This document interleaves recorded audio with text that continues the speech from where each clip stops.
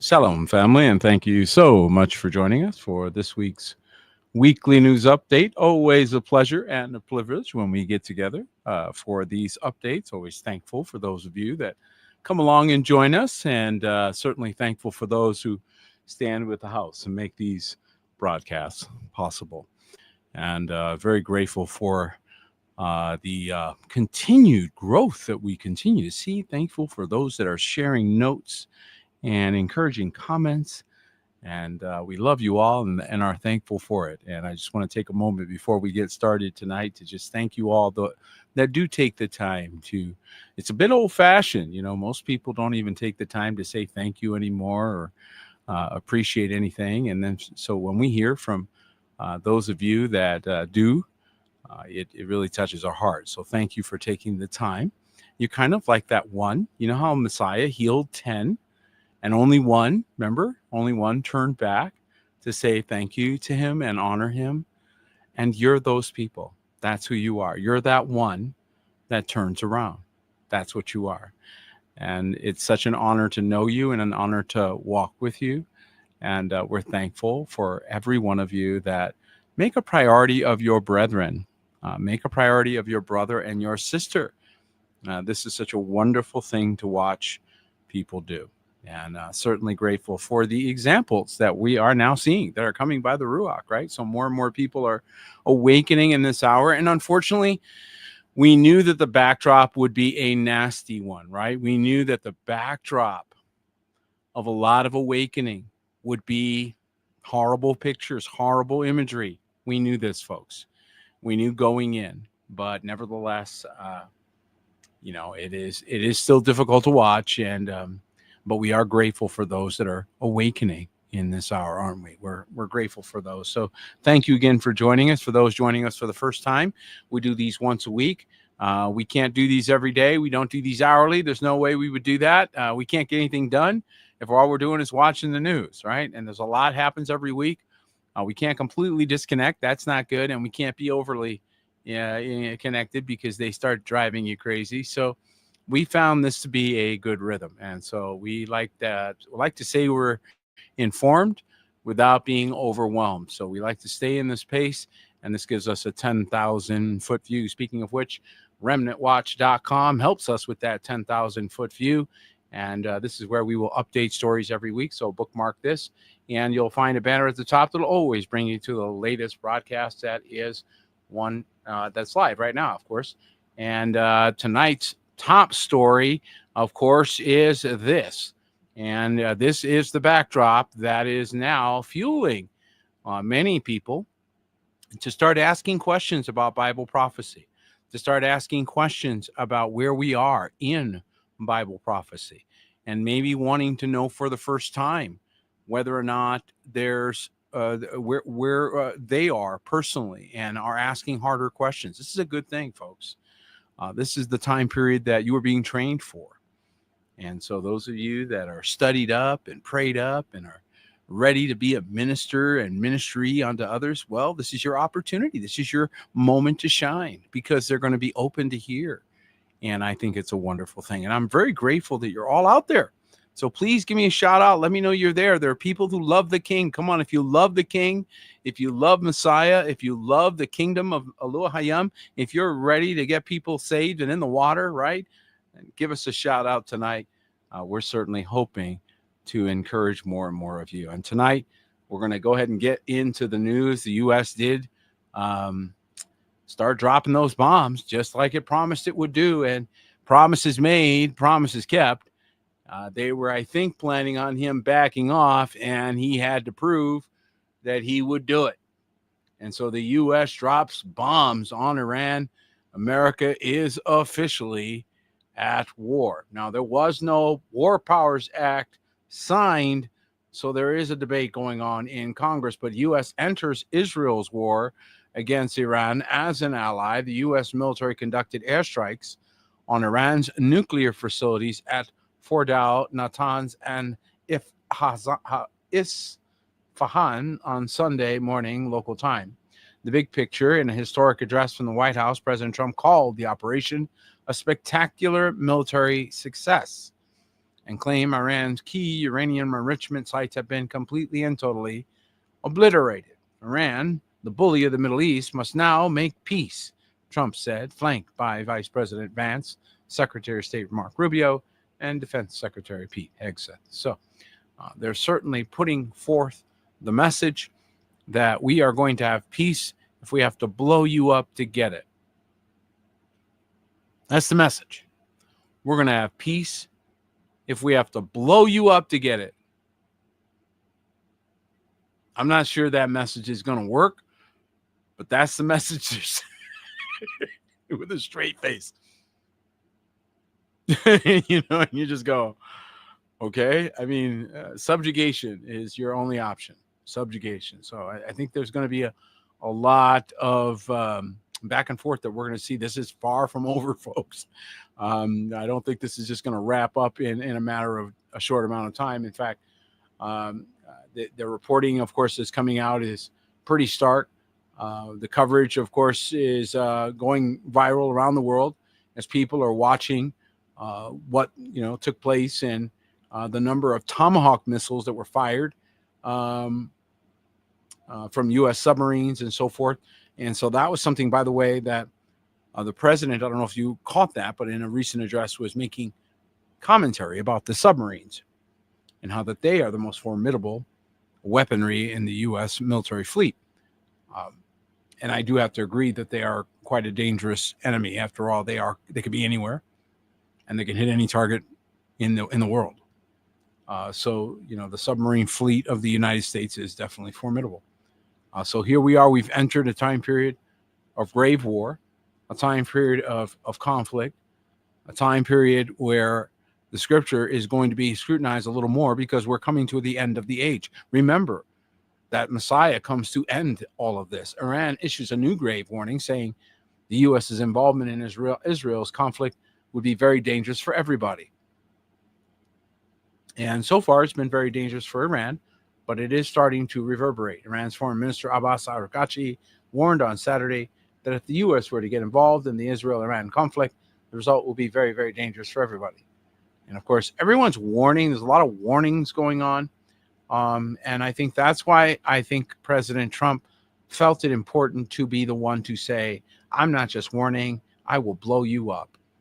Several U.S. Air Force B-2 bombers appear to have taken off from the Whiteman Air Force Base in Missouri in the United States and were headed across the Pacific, according to reports from the New York Times on Saturday, citing fighter tracker data.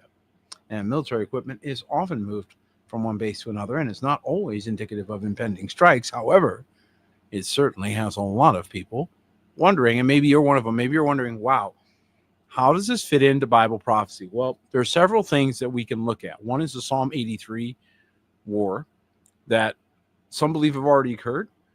And you got to remember something, guys, about Bible prophecy. A lot of times it repeats itself. So things that happen once happen again. And so a scripture that may have been fulfilled. So some people say, oh, that scripture was fulfilled. It may have been in a form or a type or a shadow, and it may be again. Some scriptures are not single use.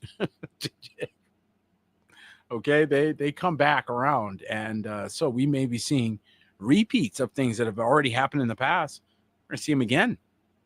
And I think that's something very interesting about Bible prophecy. So when you think you figured it out, like a checklist, it just surprises you. And Yahuwah has a way of hiding things that only his sons figure out. So keep your eyes open, guys. Keep awake in this moment, because this is not going to be an easy one. And we're going to have to stay sober and vigilant. And of course, Russia is warning now. So now, what are we just, is that what we're doing now? Is that what we're doing now? We're just blowing up whole things like this? We're doing that now? That's what Russia say. Russia's claiming U.S. strikes on Iran have opened a Pandora's box and could lead to global nuclear catastrophe. And Moscow's claim that military action against Iran could push the Middle East to the brink of a large-scale conflict. And remember Erdogan, the president of Turkey, who's a NATO member, and he does not like Israel at all. Russia's United Nations ambassador is claiming the Trump administration is devastating airstrikes on Iran, have opened a Pandora's box and could lead to global what? nuclear catastrophe. Bum, bum, bum. Vasily Babensia, speaking during an emergency meeting of the Security Council on Sunday, said Russia vehemently condemns the irresponsible, dangerous, and provocative actions taken by the USA against the Islamic Republic of Iran, which is a sovereign country and a UN member state. And that is a good point. So it does beg the question, what's the point of the UN if when you get into an argument, somebody just flies a plane and just bombs? So on the one hand, what they're showing is, yes, there's this diplomatic hand. On the other hand, it has a limit. And if you don't show up at the table, they might just take matters in their own hands. And I think that's a real thing, folks. And I think it's a very serious thing. And frankly, Iran was acting very irresponsibly as a member of the community of nations. When nations were concerned about some of their activity, they brushed it off like it was no big deal. That is also irresponsible. So there's irresponsibility on both ends here. It's irresponsible to not answer serious concerns about safety, about weaponry, about intention. And I don't think that was that difficult to do. But I do understand the argument that, when you're sovereign, should you have to answer to anybody? You might have to answer to the people that can drop a bomb on you. So there's that. So that's something that unfortunately we're going to see more of as we go forward, because there are countries who believe that might makes right, that if you have a bigger bomb, therefore you are correct. You must be correct because your jets are faster. Therefore, you are the right one. Okay? I don't believe that's correct, but I do believe that's what we're seeing. And of course, there's, now suddenly, the conversation that people were hearing was about resupplying Iran, right? So many nations now, according to this report, are ready to supply Iran with their nuclear weapons. Top Putin aide has said, Mr. Argachi has said that he will have a serious consultations with the Russian leader hours after the United States entered into the Iran-Israel conflict by striking three key Iranian nuclear sites, and of course, devastating effect there. And Iran's foreign minister announced on Sunday that he will travel to Moscow for high-level talks with Russian President Vladimir Putin. And of course, speaking at a press conference on the sidelines at the summit in Istanbul, Mr. Argachi said the consultations with President Putin would take place Monday morning, and the move comes in immediate aftermath of the U.S. targeting of 3 key Iranian nuclear sites. So there's no quit that didn't necessarily cause an end. It just caused whatever it caused. And I think that we're going to continue to see more conflict. And I think that's what they want, guys. I think they're trying to stoke this conflict and get the high ground.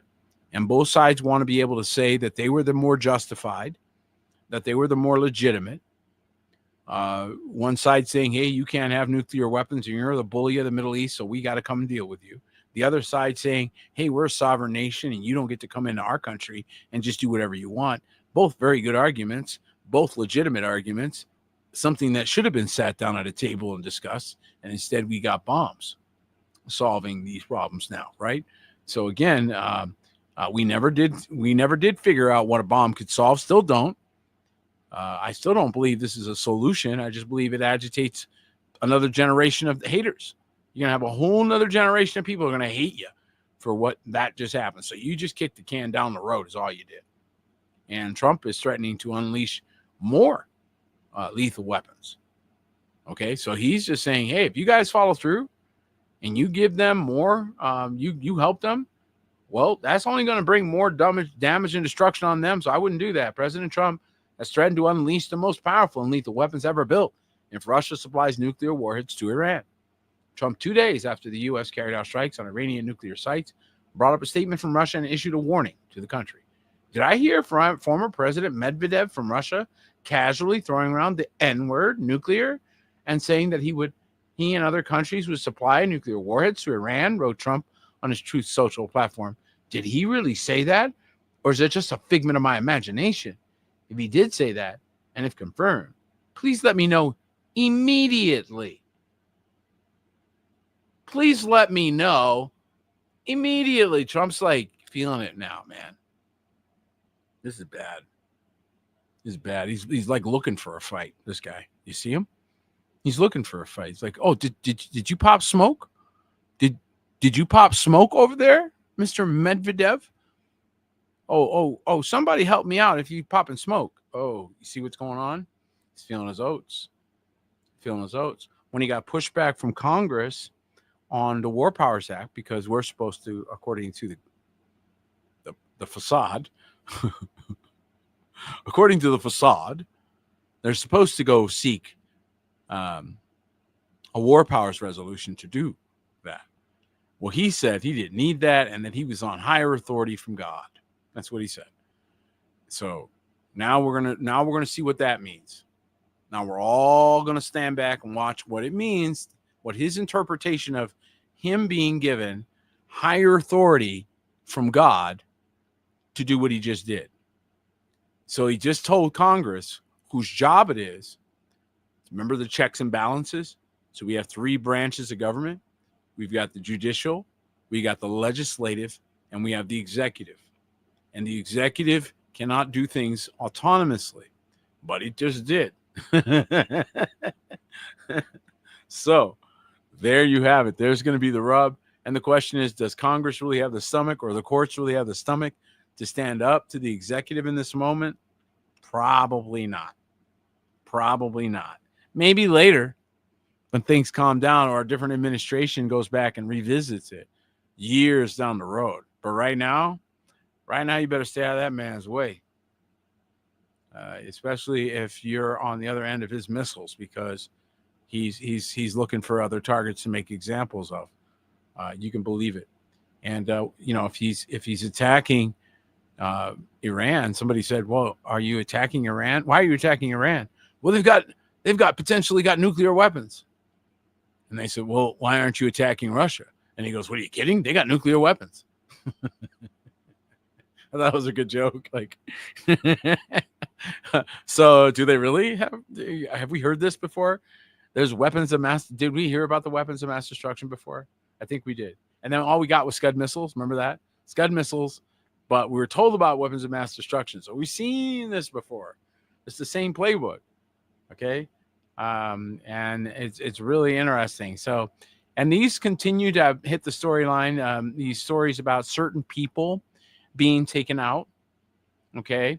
And so this is something that you continue to see as if this justifies certain behavior. So Israel hits Iran's nuclear site and kills the October 7th mastermind. The October 7th mastermind was in Iran, apparently, in the latest wave of attacks. We don't know this. How in the world could we possibly vet that? We can't. So Israel has killed an October 7th mastermind and struck a nuclear site in its latest wave of strikes against Iran, a day after Tehran said it would not negotiate over its nuclear program while under threat, and Europe tried to keep peace talks alive. The state warned the conflict would be prolonged, as U.S. President Donald Trump said Iran could launch a nuclear war in just weeks due to its nuclear capabilities. And again, folks, we've been, who confirms? Is there a mastermind like confirmation department? Yes, we're getting his report now. Yes, he is officially a member of the mastermind group. He is official. We can confirm mastermind status for this person. I have no idea how they figure that out. But, there's probably ways to figure that out if they were in fact involved. But here's the thing. A lot of these things are used as justification. And so we can chuckle a little bit because, frankly, we don't know. And that ought to tell you something about these news headlines, guys. Be really careful about reading too much into them and allowing them to control your life a little bit. We look at them from a 10,000-foot view, and a lot of times you find out 6 months later that it was all theater. A lot of times. So we have to wait. We don't have a choice. It's just too much experience with the crazy of this world. There's no other way around it. And so now we are officially at war. The war has begun. And they were trying, guys, how many years? We've been talking about this for like a couple of years now, how they've basically been trying to get us to this spot. And now they have it. The IRGC says American and Mideast are now legitimate targets after U.S. strikes.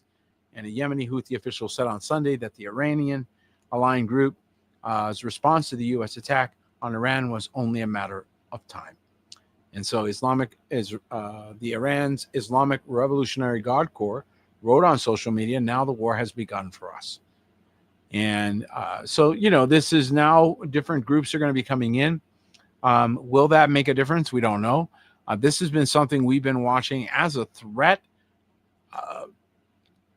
25 years. I think I've been hearing about Iran's 2 weeks away from a nuclear weapon. They've been 2 weeks away from a nuclear weapon since the 1990s. 2 weeks. Somebody's up in the new UN saying they're 2 weeks away. You got to do something. You got to do something about those Iranians. 25 years later, they're still only 2 weeks away. Those are some slow 2 weeks, let me tell you. That is a slow 2 weeks. So, just realize that a lot of this is theatrics. I do believe that a lot of it is manipulated. So we're watching it. This is why you need to be sober and vigilant and get out of harm's way. When they've decided they want to play war, that's probably not the place to be. So those of you that are in that part of the world, please be wise and use good caution, use wisdom. And now they're talking about, now they brought up the N-word. Okay, they brought it up. Great. Yeah, and yeah, Amy, you're exactly right. They've been 2 weeks away for 20 to 30 years. He's exactly right. Trump's White House considers dropping nukes. So now we're what you were afraid they were going to do. Why don't we just go ahead and do what you were afraid they might do? We're going to definitely do. Does that make sense? The Trump administration is reportedly considering nuking Iran. The Guardian on Wednesday claimed the U.S. military has reservations regarding the success of using a bunker buster bomb, a non-nuclear weapon, to eliminate Iran's Fordo nuclear facility buried deep in a mountain. Two defense officials were reportedly briefed that only a tactical nuclear weapon could reach the facility. But the Guardian noted that Trump is not considering using a tactical nuke. And so he ended up going with a bunker buster. But why is this story in the news? Why are they telling you about this? Why are they dropping this out there? Well, folks, because they're more likely we're going to see something pretty bad. Because they keep dropping this word and they keep edging toward it. And you know how it is. It's like the backyard fight. It's like the schoolyard, right? The two guys, they're talking and they keep talking smack at each other. And they keep talking smack. Like, yeah, you want some? You want some? You want a piece of me? That whole thing. And the next thing you know, it's fisticuffs. Sooner or later, it starts. And then it's a fight. And then it's a brawl, right? So we may be on the brink of a brawl, a worldwide brawl. That and the thing about World War, guys, the thing that really should concern everybody is that there's no off button. One of the biggest problems they had with World War II is finding the off button. Yeah, telling the whole world to stop the war now. It's time to stop. Because there was a lot of angst and there was a lot of back and forth. Okay, and so when you open the floodgates of the purge, think about the purge, guys. Remember the movie The Purge? They were planting that seed in people's minds. You open the floodgates of the purge, people want to go and wipe other people out. And so we may be on our way to a purge moment in the nations. I said we may be on our way to a purge moment. And so this is a very dangerous time. This is why, these fires being stoked up, where they're getting groups against each other and people groups against each other, especially when they use, racial, political, religious stirring, anything that's deep, that stirs up passions. They're just causing chaos so they can come in and play the cleanup, right? But now, of course, the retaliations are going to affect us. They're going to affect the Americans. They're going to affect Western countries because a lot of trade goes through the Straits of Hormuz, if you don't know this. So when I was in the Navy, we had, I was stationed 1984, had to float all the way out to the coast of right there, Iran, Straits of Hormuz, right in this area. Very dangerous area. And the entire U.S. Navy's job in that area was to keep it flowing, keep things flowing. Okay. And so now you see Iran is now coming for that. So this has been a nonstop thing. This is going back 40 years, guys. 40 years. When I was in that 40 years ago, believe that? That's how long ago this was. So Iran orders closure of Straits of Hormuz, putting 1/5 of the world's oil supply at risk. See that? So that's going to affect oil prices, and that affects graphs. The move could block 1 billion in oil shipments per day, and it's likely to send oil prices soaring. Brent crude oil, the international standard, jumped 3.9% to $80 a barrel on Sunday, while U.S. crude went up to 77. The conflict with Israel and Iran has sent oil prices yo-yoing over the past week, which in turn has caused seesaw moves to the U.S. stock market because of the rising and ebbing fears that the world could disrupt the global flow of crude. So touch not the oil and the wine. Scripture tells us in the book of Revelation, touch not the oil and the wine, and that a man's food will cost a day's wages, that's how bad it will get in the earth. So we are moving quickly toward very disorganized and very disheveled days. People depending on big anything, big government, big food, big pharma, big medical, big business, big anything. Those are the people that are going to be the most impacted going into this next season. The people that have already moved into that smaller community, more village feel, that community agrarian type of move, and they're moving in that direction, you're ahead of the curve. You're ahead of the curve. That's where we're all going. These cities are unsustainable. They're big giant machines that don't work unless somebody is pumping huge amounts into them. They don't work. They will be abandoned quickly. And I believe that they already are. That's why they're suffering some of the economic difficulty that they are, because, after all, they built a lot on those downtowns that nobody wants to go to anymore. Oops. That's not so good. Now, of course, he wants this whole war thing. War's bad for business. War's only good for business after the war's over. Then it's good for business, unless you're selling bullets.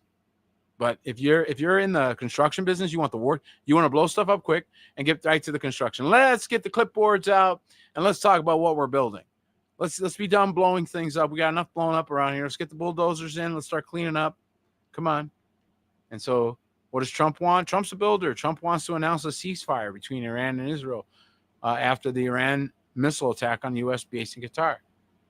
And so he doesn't want to continue this. He doesn't want to tit for tat indefinitely. He wants to move on.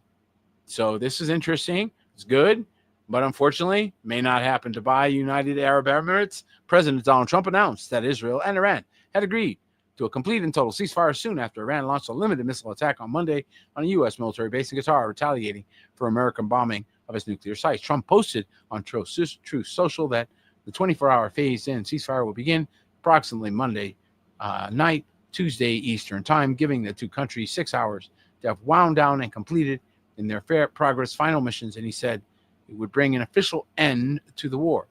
The Israeli military declined to comment on Trump's statement, and offices of Prime Minister Benjamin Netanyahu did not immediately respond. So it may have been an announcement that Trump is saying and hoping everyone follows his lead.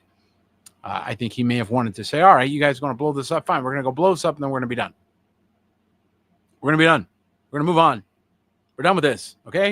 You guys wanted to have this. You wanted to have this war. It's the way it feels to me. It feels to me like he's like, okay, fine. I want to get to some other stuff. You guys you're on this whole Iran war. You got to have an Iran war. It's like, fine. You want to have an Iran war? No problem. I'm going to let them know. I'm going to tell them what I'm going to blow up. I'm going to go over there and blow it up. And then I'm going to be done and then tell everybody to be done. Now you got your Iran war. I did it. I blew it up. So it's interesting, the kind of rhetoric that's coming out. There's a lot of pushing back and forth that we're seeing right now. It's very interesting.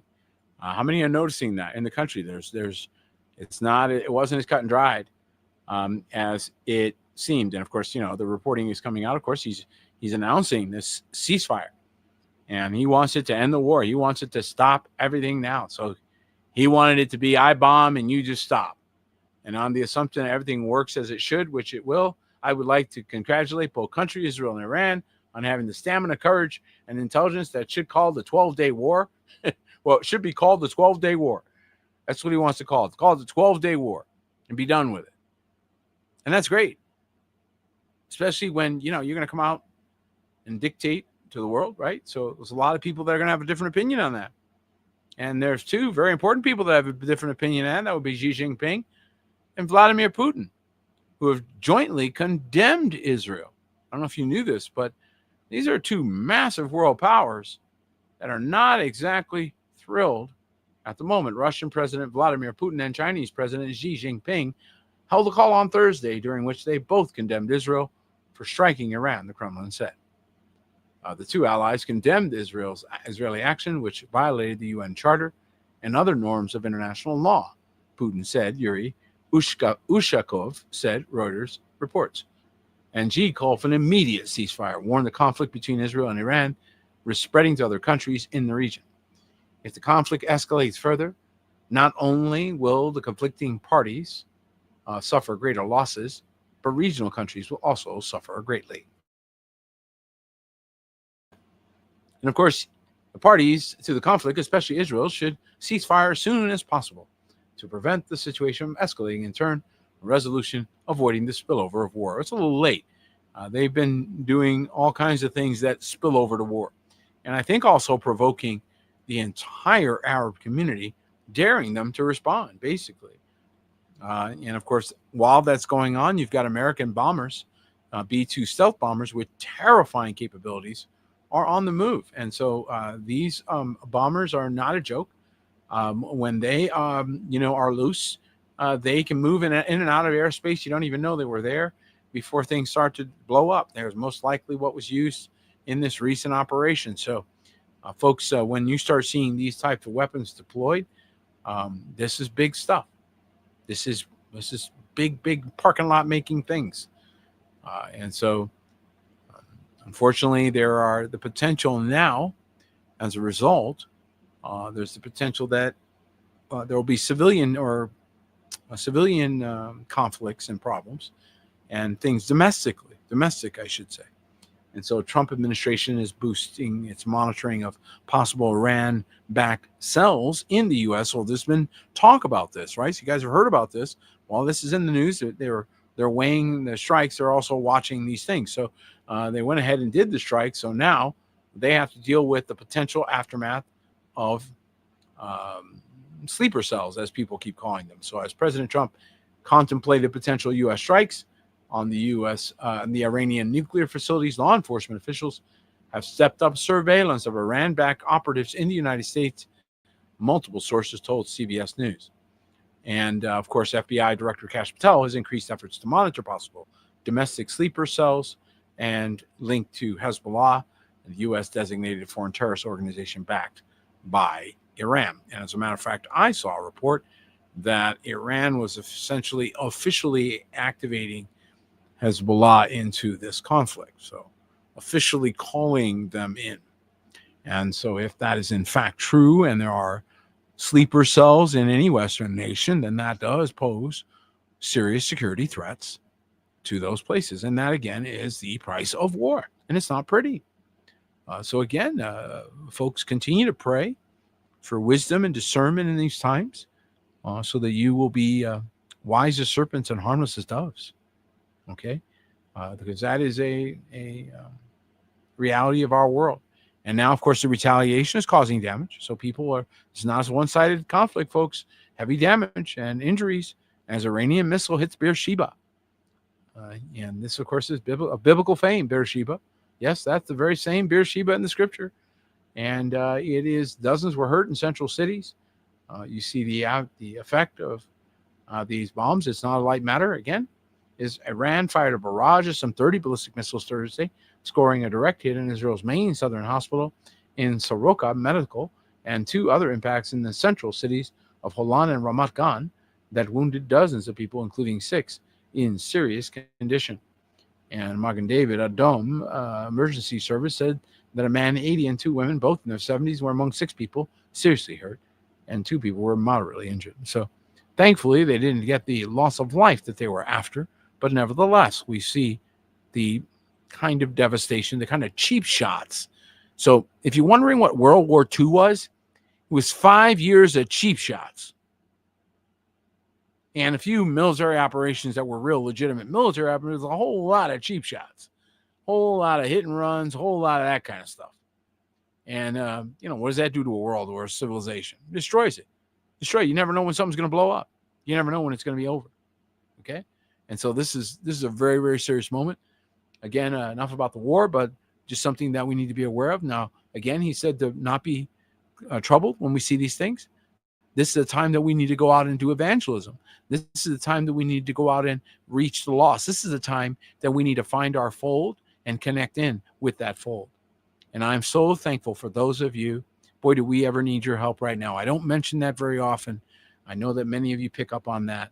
We don't ever talk about that, but boy, do we need your help right now. It has been very difficult and very challenging. So thank you to those of you with a compassionate heart who stand with us in this hour. And the atmosphere is changing. How many have experienced some massive heat waves?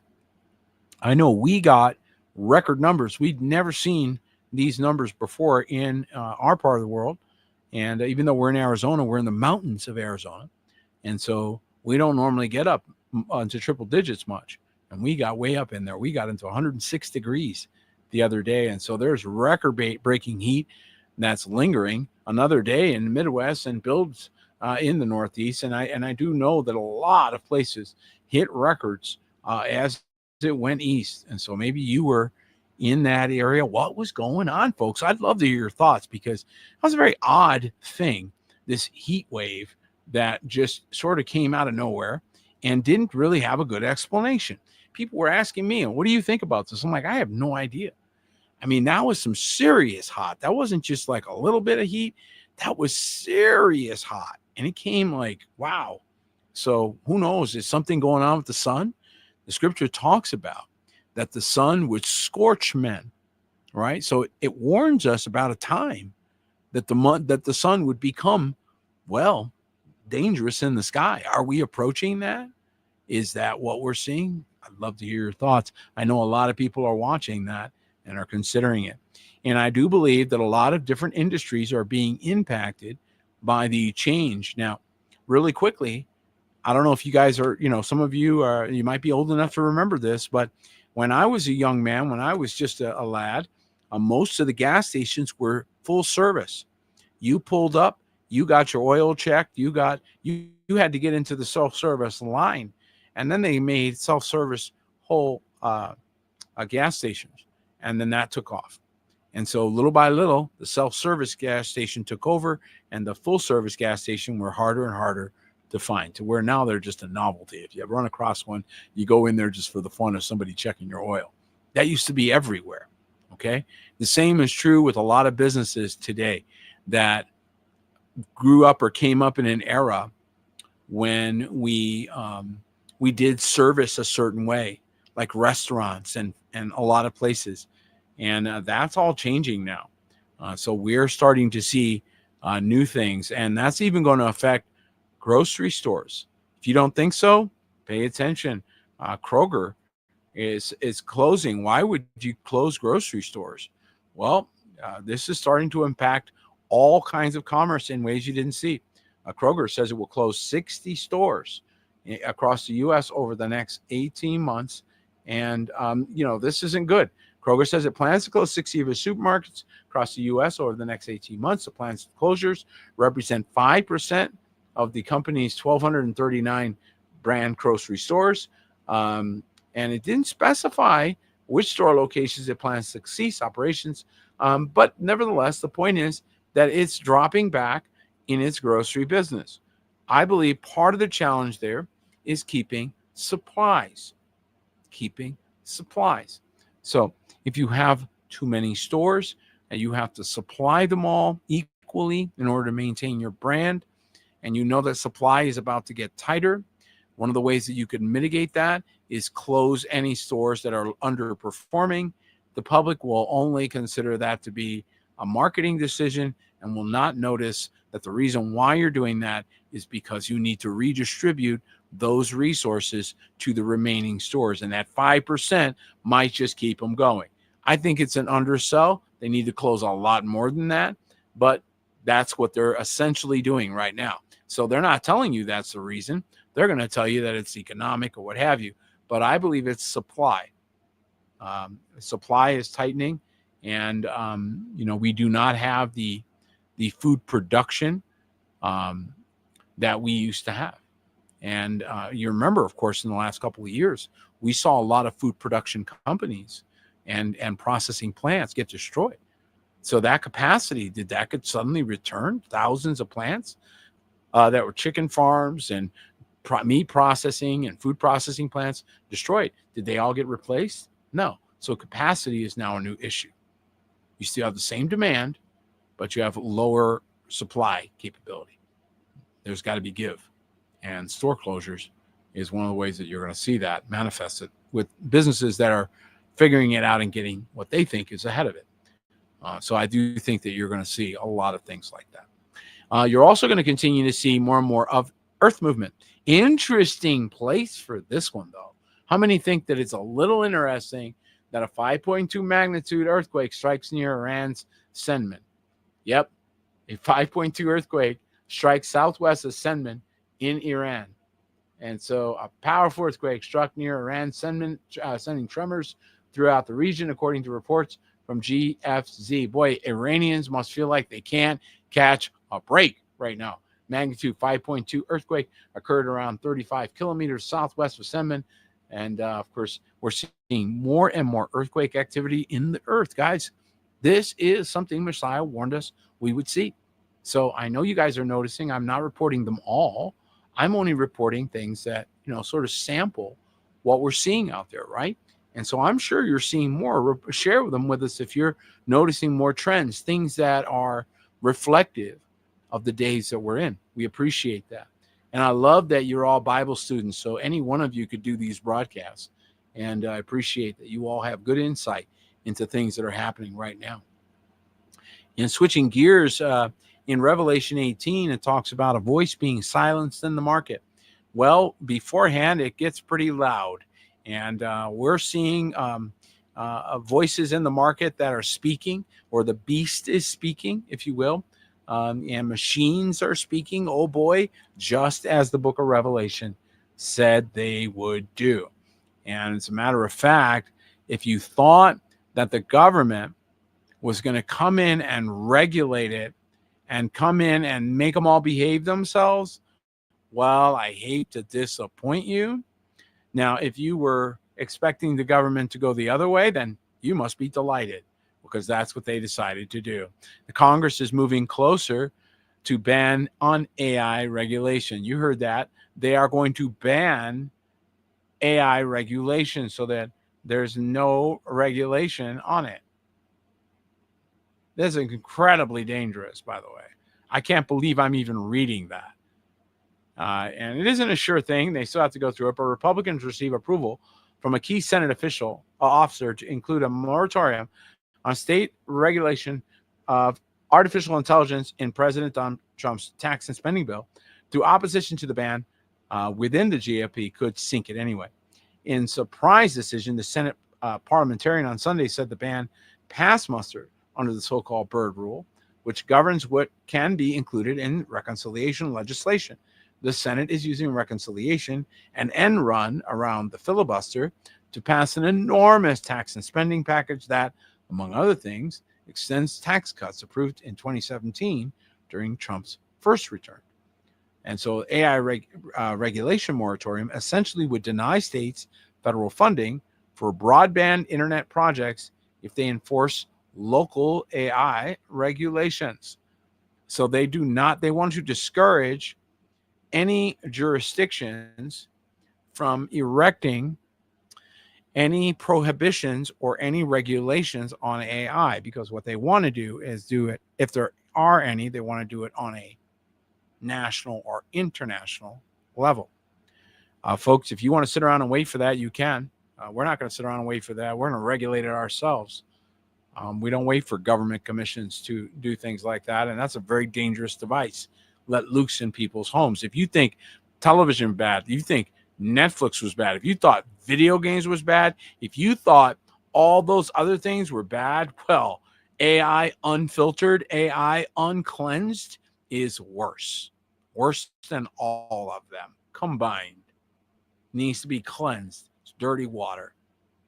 And back into the, as I was talking to you about the change in what's going on now in restaurants and what have you, just like the gas stations switched over to more self-serve. Guess what? You're going to see it in the restaurant business as well. In fact, Applebee's and IHOP, they plan to introduce AI in their restaurants. Folks, this isn't going to go away. We're going in this direction whether you like it or not. The restaurant business has got to adapt to community in order to survive. Applebee's and IHOP plan to introduce AI in restaurants, and they are basically going to turn restaurants into mostly machines. The company behind Applebee's and IHOP plan to use artificial intelligence in its restaurants and behind the scenes to streamline operations and encourage repeat customers. With what? Consistency of product delivery. So if you have people that are coming in, one day they make the pancakes one way, another day they make them another way, right? If you got a machine and you got it dialed in and it makes those pancakes exactly the same way every single time, that's the way they're going to do it. Now, I believe that the future is going to be community. So these big mochaccino worlds are going to end up being ghost towns, okay? Because people aren't going to want that after a while. They're going to want a burger made by a friend. So they're going to end up with community stuff. It's going to be much different than this corporate, a thing that we see now where you have, these shopping malls and concrete jungles. I think we're moving away from that. And it's going to take decades. It's not going to happen overnight. But I think you're seeing the move now. You're seeing literally what it looks like when a country, when a world, when people, when society says, the concrete jungle, you're just no longer as interesting as you once were. And they're moving back toward the land. They're moving back more. I mean, it's everywhere. People are talking about it more than they ever have before. And I think it's a beautiful thing. So I do believe that we're their days of selling us more concrete jungles are waning. They're having a harder time, and it's hard to finance all of that, folks. So just understand that. And that division that's going on, not everybody's on board with the latest plans. And in fact, we're seeing some division even within the MAGA group, right? So Trump splits with one of his closest advisors over nasty MAGA civil war erupts over Iran. So there's a reason why they want this thing to go over quick, because they got other things they want to do. And the escalating conflict between Israel and Iran has dramatically fractured the political forces that united to elect President Donald Trump in 2024. I think that was one of the big issues between him and Musk and a few others was this. And I think there are certain pressures that he yielded to that some would have preferred he didn't. So we're definitely going to continue to watch this saga unfold. And it is part of a saga. By the way, speaking of a saga, if you thought your stuff was safe online, let me help you understand. Basically, everything got hacked. It's all in the wind now. Act fast. Apple, Facebook, and Google users told to change passwords now as 16 billion accounts affected by a colossal data leak. And they're after certain people, so they covered it up by getting everybody. Logins from Instagram, Microsoft, Netflix, PayPal, Roblox, Discord, Telegram, GitHub have also been affected. So all Apple, Facebook, and Google users are being told to change their passwords right now after a colossal leak exposed as many as 16 billion logins. It's being called one of, because there was a bigger one. Yeah, did you guys ever hear about the $18 billion leak? Because I remember that. Yeah, there were a lot of these. This is just one of many. Just one of many. Yeah, this happens all the time. What a lie. This is the biggest that I've ever heard of. Okay? And it's coming at a very interesting time when P. Diddy is going through a trial, just saying, worrying that it just isn't the old info has been repackaged, but it's recent data belonging to unsuspecting victims, according to Cyber News. So we do have multiple areas of concern, and you are under assault, folks, whether you like it or not. Information is a war. And that's where Alex Jones was right. It was an info war, always was. Started in the garden. Who do you listen to? Whose information do you consider authoritative? Do you listen to one voice or the other? It's always been just that simple. And now we're seeing that, of course, our inner cities, our schools, all of the community elements that, well, frankly, made us a nation, a country. These underpinnings are seriously coming unraveled. one of those main underpinnings that I think all of us really took for granted was just going, just public school and the relationships we got in school, and many people have stayed friends with their high school and friends from school throughout their lives. Now the culture is very different, and it is filled with more predatory behavior than ever before. And unfortunately, we have to report yet another predatory piece of behavior. And what is with 14? Goodness, over the last 3-4 years, we've reported more 14-year-old things. What is with 14? My goodness. Upstate, my son's about to turn 14, so I don't know why this is such a big deal. Upstate New York school employees sent nudes. Are you kidding me? You joking me right now? I think about that, like my son or my, one of the children in our school. They're 14. Are you kidding? They don't need that. And somebody sent nudes. All right, this woman here, and she decided that was a good idea. And of course, she was charged with second-degree disseminating of indecent material to minors, a second-degree felony. I just think her name and face should just be on the news, so we could all get a good look at somebody who thought a 14-year-old was somebody you should send pictures to. Okay, and this, by the way, goes to show you that it's not always, a seedy-looking character. It's not always somebody that you thought looked real shady. No, sometimes it's a pretty lady. Look at that. Sometimes it's just a pretty lady that was bored and decided your 14-year-old was going to be her target. That gets me going. Ooh, boy, that gets me going. The grandpa in me just comes out so strong. How many grandpas I got out there? Do I got any grandmas and grandpas out there? Come on, grandmas and grandpas. Don't make me feel like I'm by myself anymore. Come on. Hang out with me a little bit on this. Because I got to tell you, we got to stop normal. We got to not let them normalize this. See, they're trying to make us accept it as another form of life, like part of life. No, not going to be normalized. We got to draw that line, and we got to hold that line. And all you mama bears out there and papa bears out there, I know you feel me. I know you're with me on it. All you veterans out there, I know you feel me. I know you have the same line. You're going, come on. There's a line, and you cross it, you got a problem. You got a problem with me, okay, not the 14-year-old.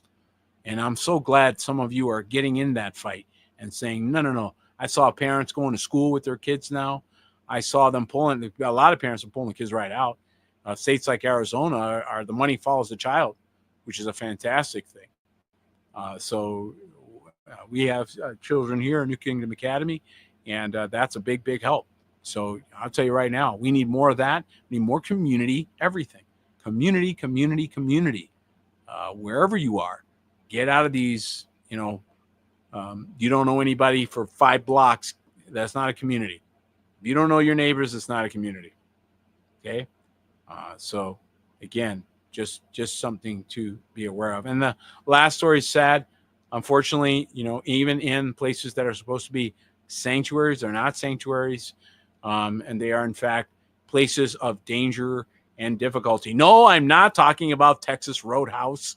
Get your mind off the steak. I'm not talking about that. Back off there. Not Texas Roadhouse. We're talking about the armed gunman who shot dead after opening fire at a Sunday church service. So we're going to see more of this kind of stuff. And this is dangerous as well because, again, this is being confronted. The FBI is monitoring the incident at Crosspoint Church where one person was shot in the leg during a Sunday service. And one person was injured, and that's a suspect open fired on a congregation mid-service, just open fired. And Wayne Police Department responded to an active shooter at Crosspoint Church in Wayne that morning. And upon arrival, officers determined that a security guard for the church shot and killed the suspect. And one victim was shot in the leg. So one dead man and one injured person who was injured in the attack. So what's going on here? Folks, this is very demonic to come into any gathering. I don't care if you disagree with them doctrinally. I don't care if you're disgruntled about something. You could be mad at pastors or something. I don't know. Coming into a congregation, in a group of any kind, and just start shooting. Okay? Yeah, it better not be talking about Roadhouse. Dave's like, don't talk about Roadhouse like that. It's like Fight Club. You don't talk about Roadhouse. No, it's really sad that we are in this spot in our in world history. I believe that it was done by television. I believe that television is a very dangerous, extremely dangerous device, much more dangerous than you realized. I believe that it was programming much more than you knew it was programming you. And that's why they called it programming. And that's why they used scripts. And those scripts are determined to get to a certain end, the exact same way software does. So this is very dangerous. The more you start to see it, the more you're going, well, that can't be, you guys can't be serious. And the more you look, the more you go, whoa. And so this whole AI thing, which is incredibly dangerous, it takes a lot of guts to go into this whole field digitally and not only look at it, but police it. How many know that it needs policing? Anything this dangerous, this powerful, that can reach into my 12-year-old, how many know it needs policing? Can somebody say it needs policing? And you can see they're not going to do it. You can see that they're not going to step up, that they're not going to put their money where their mouth is. No, they're going to let the thing loose. And they're going to do a big, giant social experiment to see how it works out. Okay? And 20 years from now, we're going to see the devastating effect that will have happened to all these young people who they experimented on. And so that's why I believe it's up to us, the Grandpa Brigade, right? I'm proud of all of you, to say, no, we're going to push back. We're going to come up with some more cleaner alternatives. We're going to come up with some software that does things, that shuts this stuff down.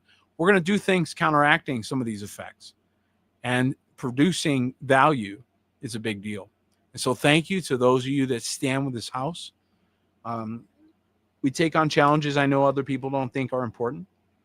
And I'm so grateful for those of you that see the value of that, that see the value of the broadcast we do, to see the value of the altar, of course, of reconciliation that I get to look out my window and look at. It's just beautiful. The things that we do are unique. And that's why it's so important for everyone that is part of this house to remember their position, their place, and that every joint must supply. Without you, we're going to fail. And so thank you for being faithful. We need your help. We need your prayers more than anything. Please keep us in prayer. The things that we are tackling, they're dangerous, guys. There's some dangerous forces. I feel like sometimes I walked into some satanic, wicked, where did I just come into? I'm thinking it's software, and it's not software. Are you feeling me?